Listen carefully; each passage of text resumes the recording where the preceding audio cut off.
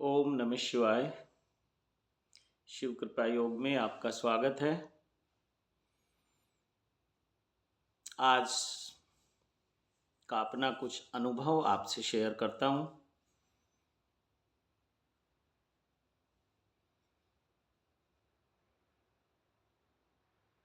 ये बहुत लोगों का अनुभव है और मैंने जो इसको आज नाम दिया, ऐसे तो ये अनुभव हमेशा ही होता रहता है, लेकिन कभी कभी ये बहुत प्रगाढ़ हो जाता है। तो इसको नाम दिया है परमात्मा की खुमारी। खुमारी मतलब नशा, जिसको नानक देव जी कह रहे हैं कि नाम खुमारी नान का चढ़ी रहे दिन रैन, यानी कि दिन और रात उस नाम की खुमारी चढ़ी रहती है। तो ये एक अवस्था है। जिन लोगों ने इसको अनुभव किया है, जिन लोगों ने इसको जाना है, वो बहुत अच्छे से जानते हैं कि ये जो परमात्मा का नशा है, ये जो परमात्मा की खुमारी है, ये क्या है। अगर किसी को एक हल्की सी झलक भी मिली है तो वो भी जानता है इस नशे के स्वाद को, इस खुमारी को।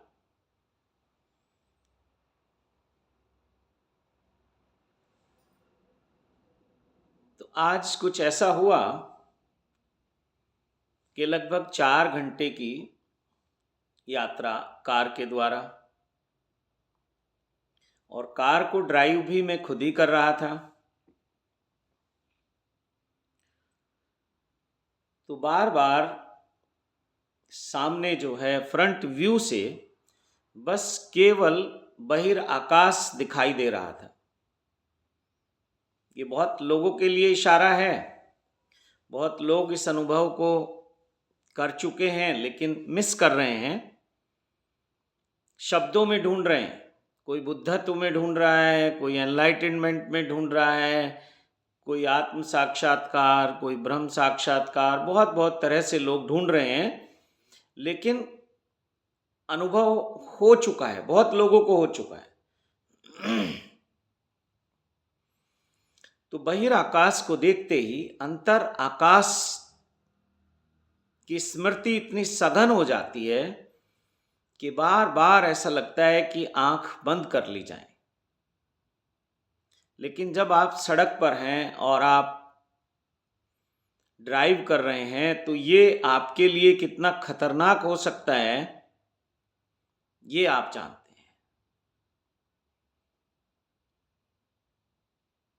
और जिस दिन बहिर आकाश और अंतर आकाश एक हो जाते हैं,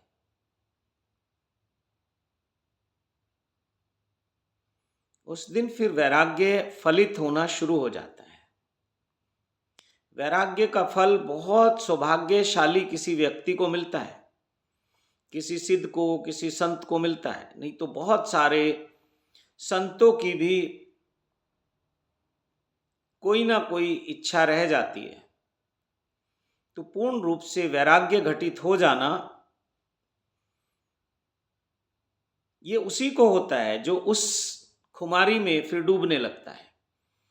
ये पूर्ण वैराग्य उसको उपलब्ध होता है जो फिर किसी काम का ही नहीं है, संसार के किसी काम का नहीं है। तो अभी आपकी बहुत जिम्मेदारियां हैं आपके परिवार के प्रति, कुछ लोगों की समाज के प्रति भी है। तो अलग अलग तरह की जिम्मेदारियां हैं। तो अगर ये अनुभव सघनीभूत होने लगा, फिर आपके कंट्रोल से बाहर हो जाएगा और फिर आपका जो संसार है वो थोड़ा अस्त व्यस्त होना शुरू हो जाएगा। घर परिवार में थोड़ा अस्त व्यस्त हो जाएगा। वैराग्य घटते ही फिर आपका अपना परिवार और ये वसुधैव कुटुंब फिर अलग अलग नहीं लगता। तो फिर थोड़ा पारिवारिक रूप से ये खतरा है। आप तो ठीक हैं, डूब रहे हैं उस आनंद में, लेकिन परिवार के लोग फिर सफर करते हैं और कहीं ना कहीं वो आपको वापस खींचते हैं। वो आपको मुक्त नहीं करते। आप हो गए ये आपका सौभाग्य। तो इसलिए जब तक जिम्मेदारियां पूरी नहीं होती तो इस पूर्ण वैराग्य के मार्ग पे थोड़ा संभल के चलिए, यानी कि इस आत्म साक्षात्कार के मार्ग पे थोड़ा संभल के चलिए। आत्म साक्षात्कार होना एक बात है और उसका फलीभूत होना एक अलग बात है। तो जब आपका ये आत्म साक्षात्कार, एनलाइटेनमेंट, बुद्धत्व, आत्मज्ञान घनीभूत होने लगेगा, यानी कि आपके ऊपर छा जाएगा, ये खुमारी आपको बार बार पकड़ेगी, सब संसार से वैराग्य हो जाएगा। तो जब तक आपकी जिम्मेदारियां हैं, थोड़ा बहुत संयम के साथ, संतुलन के साथ साधना करें।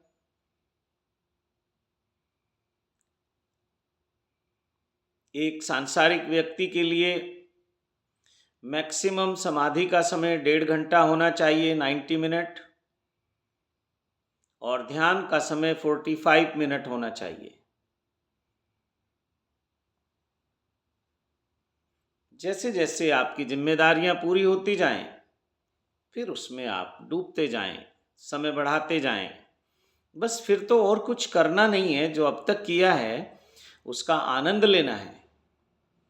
अब तक जो भी जीवन में खट्टे मीठे अनुभव से आप गुजरे हैं, उनकी स्मृति मात्र से आपको आनंद लेना है, उनको धन्यवाद करना है सबको। किसी ने दुख दिया, किसी ने सुख दिया, तो बहुत बहुत तरह से बाद में आप महसूस करेंगे कि ये सब लोग धन्यवाद के पात्र हैं। अगर ये लोग ऐसे ना होते तो शायद आध्यात्मिक मार्ग पे ना चल पाते। इसलिए तो कबीर साहब ने कहा कि दुख में सुमरन सब करें, सुख में करे न कोई, जो सुख में सुमरन करे तो दुख काहे को होए। तो इस अनुभव के बाद फिर कोई दुख नहीं है।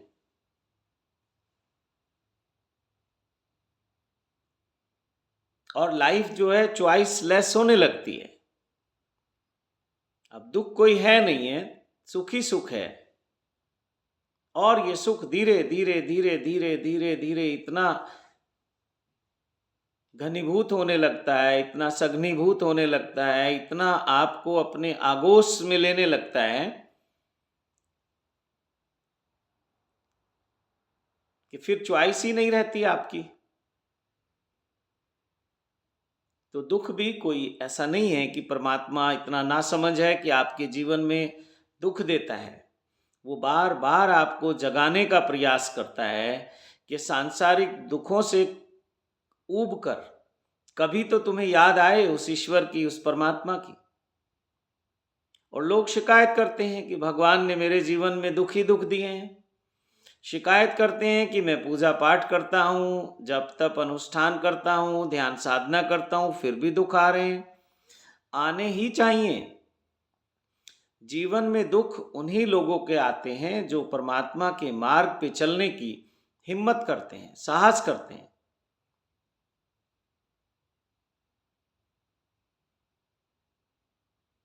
तो दुखों से भी घबराना तो नहीं है, उनको अवसर बनाना है, जाग कर उसको देखना है कि जो रिश्ता, जो नाता, जो सांसारिक जहां जहां उलझे हैं, वो मुझे इतना दुख दे सकता है,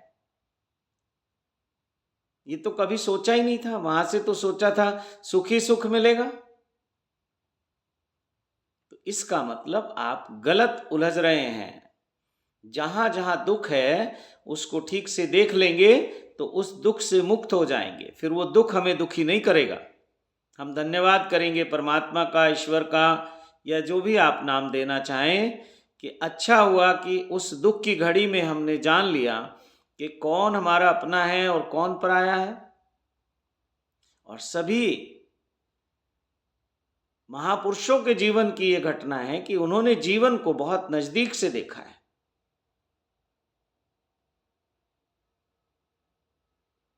और मुक्त होते चले गए। और मार्ग ये संसारी है, सन्यासी कोई सीधे सीधे हो नहीं सकता, संसारी ही एक दिन सन्यासी होता है। और ये कहावत है कि हर सन्यासी का पिता संसारी होता है, गृहस्थी होता है। तो जड़ें तो वही हैं, तो वहां से घबराना भी नहीं है, डरना भी नहीं है, उस अनुभव से कोई शिक्षा लेते हुए आगे बढ़ना है। जो आगे नहीं बढ़ते वो पूरा जीवन फिर वहीं तड़फते रहते हैं, रोते रहते हैं, परेशान होते रहते हैं, यात्रा आगे नहीं बढ़ती।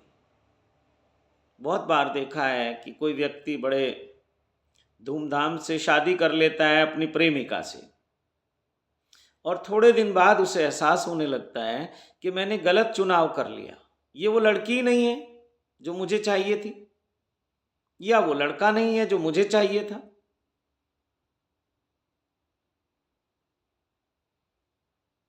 बस यहां से फिर प्रॉब्लम शुरू होती है। लेकिन ये भी शुभ है, और जितना जकड़ के आपको पकड़ा हुआ है इन रिश्तों ने, वो शुभ है कि जब आप इससे छूटोगे तो फिर मुक्त हो जाओगे। अगर हल्के से कोई सांसारिक ग्रह क्लेश में, लड़ाई झगड़े में, बिजनेस में, लाभ हानि में आप छोड़ के आ गए, तो फिर वापस जाने की इच्छा होगी, फिर वापस लौट जाओगे। तो जितना उसमें गहरे उलझे हो उतना ही सुलझने में समय लगेगा। और आप सन्यासी हैं, आपका पार्टनर तो सन्यासी नहीं है, आपने चुना है परमात्मा का मार्ग, आपका जो पार्टनर है उसने तो नहीं चुना, क्योंकि ये यात्रा तो अकेले की है।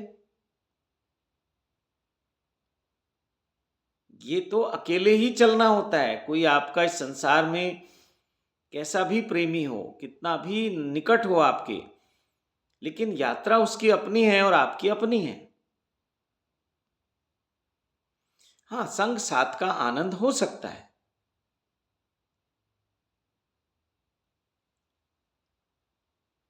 तो इस अनुभव को, जिसकी मैंने आज चर्चा की, जिसके हम कह रहे हैं कि ये परमात्मा का नशा है, ये परमात्मा की खुमारी है, तो अनुभव बहुत लोगों को है।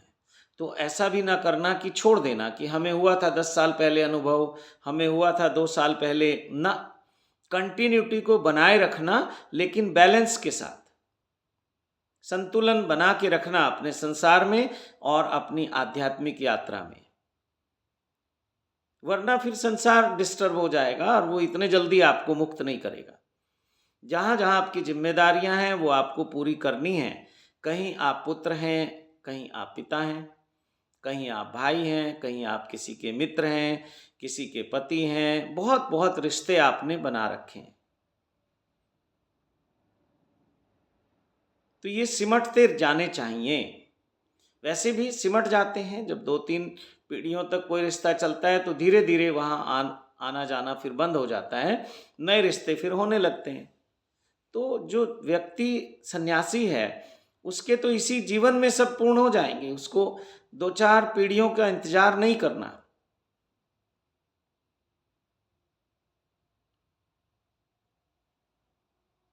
तो ये आहिस्ता आहिस्ता चलने का मार्ग है, प्रेम से चलने का मार्ग है। और प्रेम से चलेंगे तो आनंद दिन प्रतिदिन बढ़ता जाएगा। मीरा कहती है कि पायो जी पायो मैंने राम रतन धन पायो। तो ये अनुभव वही राम रतन धन है। वस्तु अमोलक दी मेरे सदगुरु, कृपा कर अपनायो। और फिर कहती हैं कि इतनी कृपा है कि ये दिन दूनी और रात चौगनी उन्नति होती है इसमें। ऐसा धन है कि ये सवाया होता चला जाता है, ये धन बढ़ता ही जा रहा है, दिन दोगुना रात चौगुना।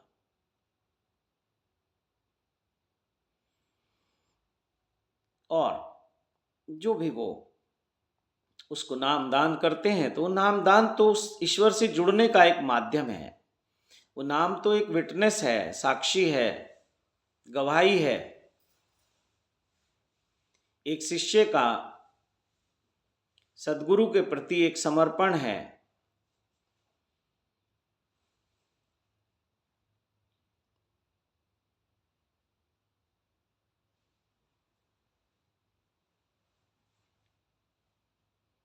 और जैसे नानक देव जी ने कहा कि नाम खुमारी नानका चढ़ी रहे दिन रैन, तो वो भी नाम के ही मार्ग से गए हैं, उन्होंने उसी माध्यम से जाना है, तो उन्होंने नाम की ही बात की है।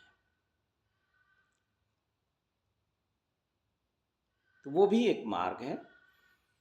कबीर साहब भी उसी मार्ग से, इसलिए सब बातें उन्होंने दोहों में कही, नानक देव जी ने साखियों में कही, और बहुत सारे महापुरुषों की उसमें वाणी है जो गुरु ग्रंथ साहिब है। और मैं चाहता हूं कि आप गुरु ग्रंथ साहिब की प्रति ले लें और उसका अध्ययन करें। जितना भक्ति भाव उसके प्रति आपसे हो सकता है उतना करें। बहुत ज़्यादा नियम अगर कर लेंगे, जैसे कुछ लोग प्रकाश कर लेते हैं, गुरु ग्रंथ साहब को ले आते हैं तो अपने घर में प्रकाश कर लेते हैं, लेकिन फिर नियम बहुत निभाने पड़ते हैं।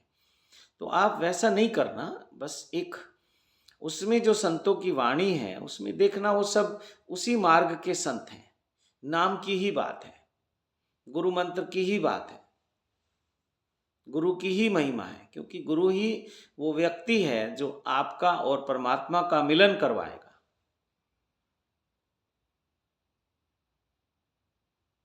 मिलन होने के बाद फिर गुरु शिष्य का भेद मिट जाता है, फिर शिष्य सद्गुरु हो जाता है।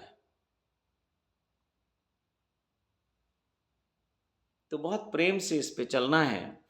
तो जैसे आज मैंने बताया कि 4 घंटे करीब मुझे ड्राइव करना पड़ा, तो बहिर आकाश को देखते देखते मुझे अपने अंतर आकाश की स्मृति बहुत घनीभूत होने लगी। और कोई ऐसा साधन नहीं था, कोई दूसरा कोई व्यक्ति नहीं था ड्राइव करने वाला, और मुझे बार बार लग रहा था कि बस मैं अब डूबा, अब डूबा, अब डूबा। तो किसी तरह मैं अपनी मंजिल पे पहुंचा, और उसके बाद जो नशा छाया रहा, आप समझिए 4-5 घंटे ही, उतना ही समय, फिर वो बीच बीच में मैं उठना भी चाहूं तो ऐसा लगे जैसे उठा ही नहीं जा रहा है, जान ही नहीं है शरीर में, कोई शक्ति नहीं है शरीर में, क्योंकि वो इतना इतना घनीभूत हो जाता है। तो ये फिर खतरा है। आपको फिर बाहर अगर जाना है तो बहुत सोच समझ के जाना है। मेरे जैसी मूर्खता आपको नहीं करनी है। पर मैं चाहता हूं कि कोई चालक हो, कोई सारथी हो मेरे साथ, लेकिन वो नौकर तो मिलते हैं, सेवक नहीं मिलता। तो नौकर तो उस ऊर्जा को और डिस्टर्ब करेगा, वो तो और डिस्टरबेंस क्रिएट कर देगा। तो ऐसा कोई व्यक्ति अभी मिला नहीं है। तो अस्तित्व चाह रहा है मुझे कि अभी मैं और संतुलन बनाऊं। लग रहा है कि अभी संतुलन बनाने की आवश्यकता है। तो बहुत प्रेम से साधना करें। जिन लोगों को ये अनुभव हुआ है, और अनुभव सभी को होता है, ये उस परमात्मा की सबके ऊपर अनुकंपा है। कोई भी व्यक्ति अपना बचपन से लेके अब तक का समय अगर याद करेगा तो कुछ ऐसी अनुभूति उसके पास है जो दैविक है, जो चमत्कारिक है, जो उसको भरोसा नहीं आता कि ये अनुभव, लेकिन एक बार हुआ बस छोड़ दिया। तो उसको छोड़ना तो नहीं है। जिनको भी ये अनुभव हुआ है, साधना तो सतत करते रहना है, लेकिन संतुलन के साथ। तो ठीक है, परमात्मा के इस नशे की आज बात हुई, तो साथ में इसमें थोड़ा सा ये भी जोड़ दूं कि नशे का बहुत आकर्षण है संसार में।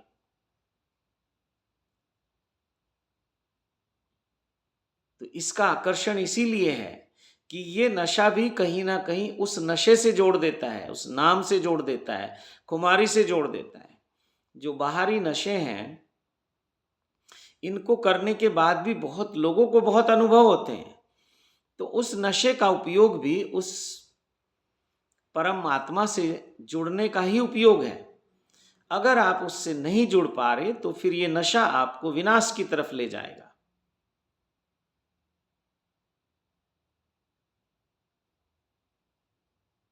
तो अगर कोई व्यक्ति नशा करता भी है